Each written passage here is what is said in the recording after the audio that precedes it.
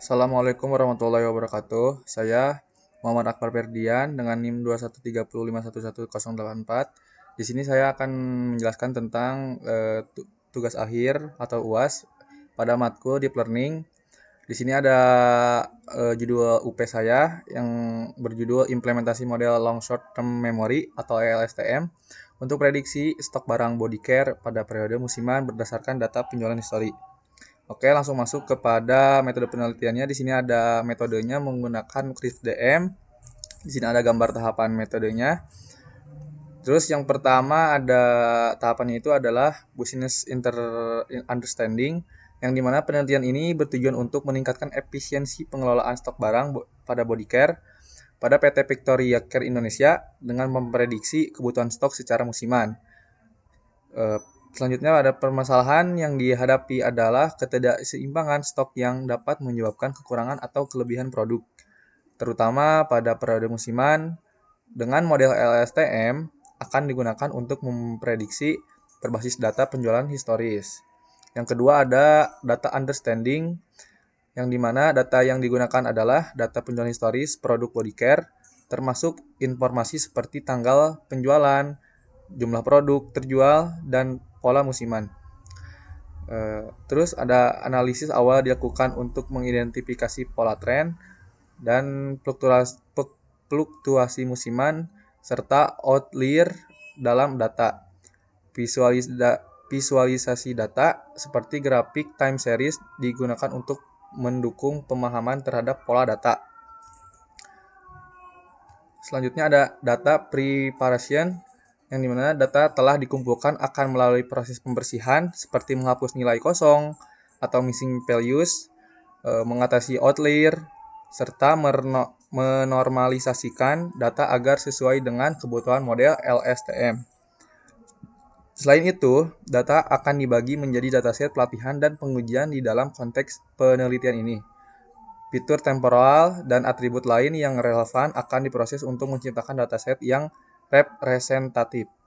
Selanjutnya ada modeling. Di sini ada model LSTM akan diterapkan untuk memprediksi stok barang berdasarkan data penjualan historis.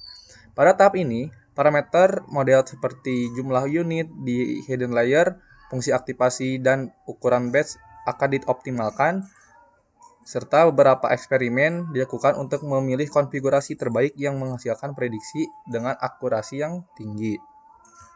Selanjutnya ada tahap evaluasi atau evaluation, yang dimana hasil prediksi model LSTM akan dievaluasi menggunakan metrik seperti mean absolute error atau MAE, terus ada root mean square error atau RMSE, dan yang terakhir ada koefisien determinasi atau R kuadrat 2. Selanjutnya ada evaluasi dilakukan untuk memastikan bahwa model memberikan hasil yang sesuai dengan kebutuhan bisnis, khususnya dalam prediksi stok pada periode musiman. Selanjutnya ada yang terakhir, ada tahap deployment, yang dimana model LSTM yang telah dievaluasi akan diintegrasikan ke dalam sistem manajemen stok perusahaan. Hasil prediksi digunakan sebagai dasar dalam pengambilan keputusan terkait pengadaan stok barang. Dokumentasi model, pelatihan staf, dan evaluasi berkala akan dilakukan untuk memastikan keberlanjutan implementasi. Selanjutnya ada teknik kumpulan data.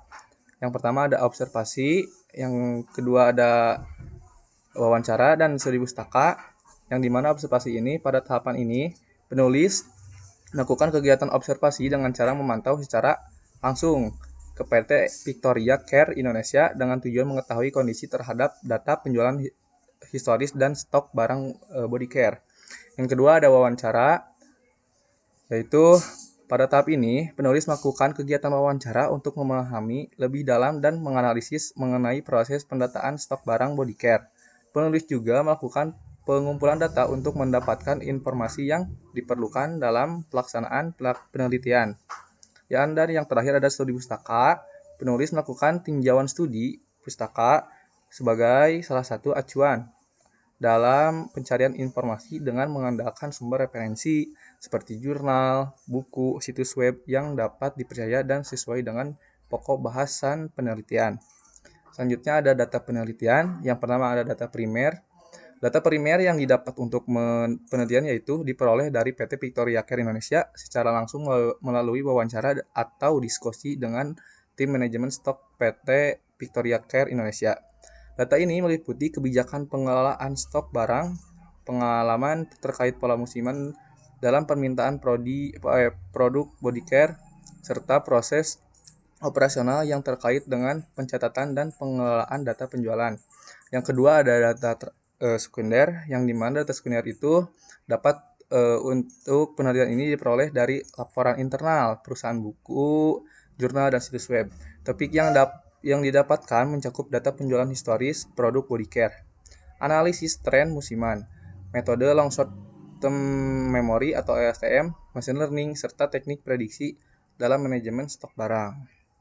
Selanjutnya di sini ada perangkat penelitian, yaitu ada web browser, menggunakan web browser, yang kedua ada Google Colab, dan yang ketiga menggunakan Python, yang dimana web browser ini perangkat lunak yang digunakan untuk mengakses Google Colab, misalnya terdiri dari Google Chrome, Microsoft Edge, dan Mozilla Firefox.